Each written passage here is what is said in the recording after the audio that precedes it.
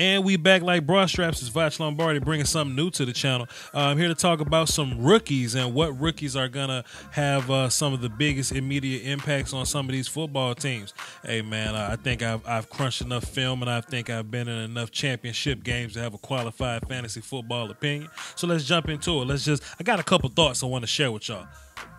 We got number 5, Hayden Hurst from South Carolina.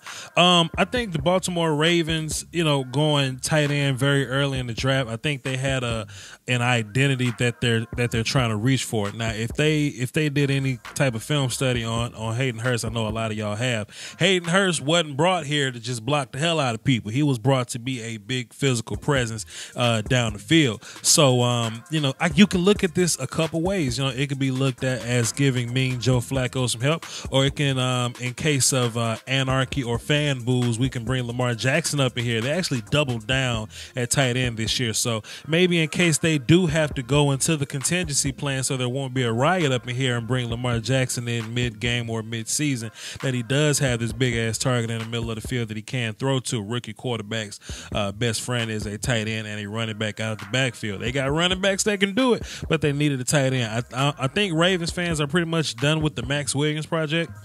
And they may or may not be done with the Joe Flacco project. But I think Hayden Hurst coming in here being a first-round pick, an immediate early type of first-round pick, a top 20 type of guy, I definitely think they have a clear idea of what they want to do with him. I think he starts day one. Plus, the reason he's on this list tight end-wise, tight ends really didn't make a lot of noise in fantasy football last year. There were about 6 of them that were worth a damn. So I think being the 7th wouldn't be that hard. So Anthony Miller, wide receiver, Chicago Bears. Anthony Miller, one of my favorite receivers in this draft class. I just have a thing for nuanced route runners, and he's definitely one of them, one of the better ones in this draft class.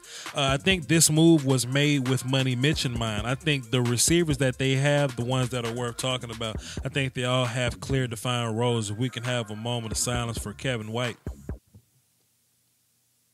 I think we know what we're going to do with Allen Robinson. He's going to be our clear X guy. Taylor Gabriel's probably going to have his role in the offense as, sweet, take the top off guy, speed dude, gadget type of cat. I think that's going to be his role, so to speak.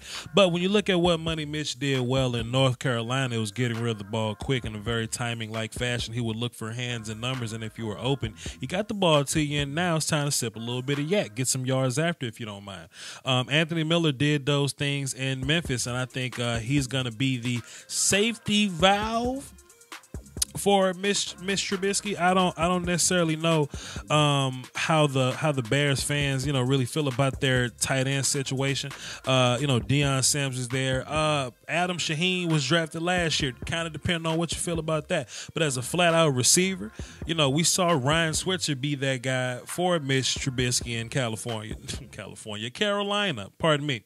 So I think Anthony Miller is going to definitely come in and be one of those guys, one of those get open and get gone type of dudes. I think he's definitely going to have an immediate fantasy impact. I ain't saying go draft the guy in the top of the rounds, but I do think take a flyer on him, keep him on your bench, and just see what he turns into throughout the season. That's just my opinion. Kerryon Johnson. So the Lions have been building this brand new offense over the past couple years. Calvin Johnson goes away. There's no elite number one guy. Matt Stafford is forced to play within the offense and find the open guys. It is better in that way. When you look at the changes they made on the offensive line, T.J. Lane, Ricky Wagner drafting Frank Ragnow and Terrell Crosby. I think they want to run the football. I think even though we've seen Matt Stafford be able to handle the load of 30, 40 passes a game, I think with any quarterback in the league, I think when you take passes away from them, the more efficient they'll be. Well, it's one of those situations, man, and I think the Lions drafted their running back of the future. I don't think they're going to look back from them. Guys like Amir Abdullah, Theo Riddick, they're just going to fail to exist. Lee Garrett Blunt may have a job at some point. Dwayne Washington's not going to be there. So I think Kerryon Johnson is definitely the guy that's going to come in and take over most of that responsibility. Runner, catcher, blocker. The complete back, as I would call it. With that Le'Veon Bell run style, I just want y'all to pump your brakes for a second. I'm not saying he's Le'Veon Bell. bell, but he has that patient type run style. He's very good at it right now. He's only going to get better at it. But he is a bell cow running back, and I think it all comes down to volume. If he's going to be getting most of the carries and catches out the backfield, I think he starts. I could be wrong, but I think he starts. Assuming they don't pull the whole Cincinnati Joe Mixon make you earn it type of deal, I think Kerryon Johnson comes in day one and he makes the immediate impact that you're looking for. I'm thinking draft this dude. I'm thinking draft him and really, make him one of those sneaky type steals in your arsenal, right? Of course, you go for your bigger guys or whatever, but if you're gonna play matchup, running back wise throughout the season, I think there's going to be spots to where you look at what the Lions are going to do with Kerryon Johnson. They build the offensive line for a reason, man. I definitely think he's going to be one of those sneaky additions this season. I'm drafting him. Unless we're playing in the same league, and in that case, I'm not drafting him. But y'all don't draft him neither, because let's just nobody draft him, right? The YouTube Illuminati is taking money away from your favorite content creators, and people often ask the best way to support the channel directly. I tell them that's subscribing to my Patreon. Just $1 a month would increase production and the frequency of uploads. Basically, that means more content for you. For less than a bag of almond M&Ms, you can support the channel, call dibs on requests for future videos, and you can have access to Patreon exclusive material like my throwback film sessions. That's patreon.com/Voch Lombardi. I appreciate the support. Doski Woski. Salute. Sony Michel, running back, New England Patriots. Sony Michel, and I'm saying this fantasy-wise, right? I think we have to look at Sony Michel in the same way we look at guys like Saquon Barkley, and as far as being an elite fantasy option. Now, I'm not saying they're the same type of running back, no. But, in fantasy football, skills really don't matter. It's all about, use and volume of use and things like that. And if you look at what the Patriots have been doing on offense anyway, I mean, Rex Burkhead, James White, Mike Gillislee, you put those guys in a pot and you stir them all together, and the role that it comes out with is Sony Michel, right? Sony Michel is another example of complete back. He's going to run, he's going to catch, he's going to block. Tom Brady, a dude that love to throw the ball to the running back. I think Sony Michel was brought here with the mindset of we're gonna throw this dude a bunch of passes. We're gonna run the ball between the 20s. We're gonna run the ball in the red zone. We're going to give him the ball, and we're gonna stop all this rotational stuff that we're doing.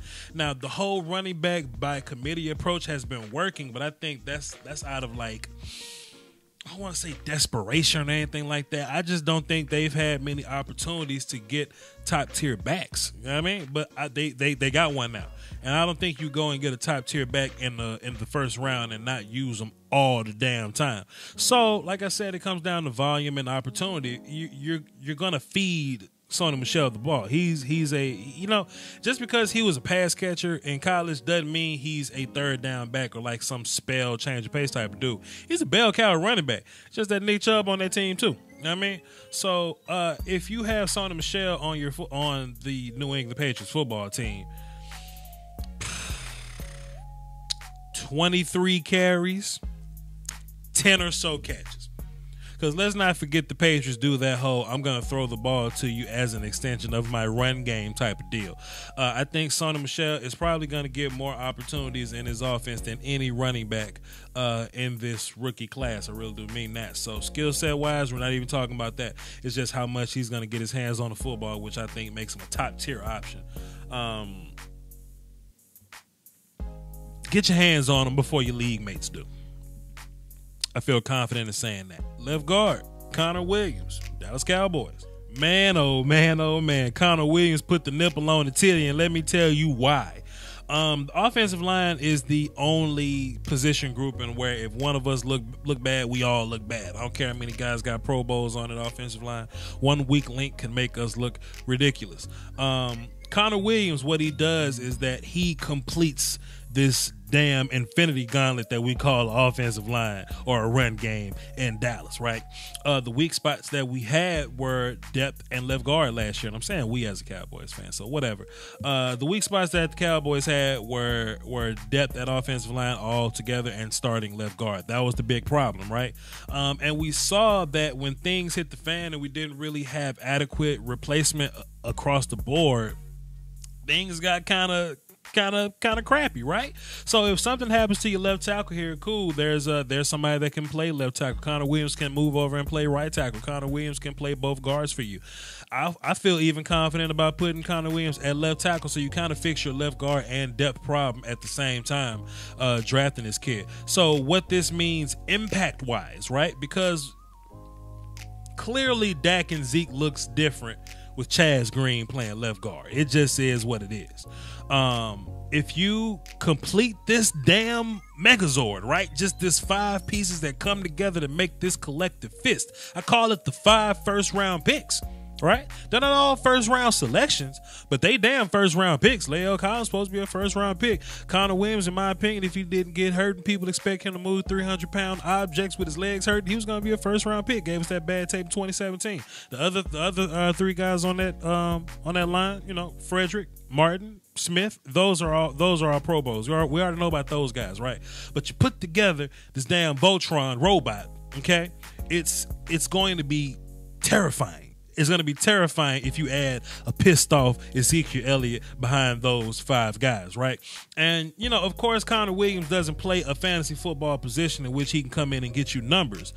But I think if you plug him in, it'll make Dak Prescott a mile better than what he was. It'll make Zeke a mile better than what he once was, right? So if you have any type of inquisition about who should be your first overall pick, a lot of people saying Todd Gurley, man. Go ahead and get Zeke and quit playing so much, man. If I got first overall pick in any of my leagues this year, I'm getting Ezekiel Elliott first immediately because he's pissed off. They're going to run the ball with him. Plus, he got that offensive line to put the satin on the panties, and I'm not playing with y'all. Anyway, this is more so what I'm going to be doing now that draft season is over with. I'm going to be touching on some fantasy football stuff. I'm going to be breaking down the rookies in the NFL that I just broke down as college players. I'm going to be doing follow-up film sessions on those guys with their respective NFL teams. And a lot more live streams too, all that kind of stuff. I might even review some games, you know, with some other YouTubers and all that type of stuff. With that being said, hit the subscribe button. Like if you liked it, disliked if you a hater. Go in the comment section, tell me some of your rookies to look out for with the biggest impacts. And don't forget about the Patreon. It's more important than food and water. And follow me on Twitter, Voch Lombardi, VOCHLOMBARDI. With that being said, y'all hold it down for the Doski Woski and the Peasky Whiskey. Salute y'all.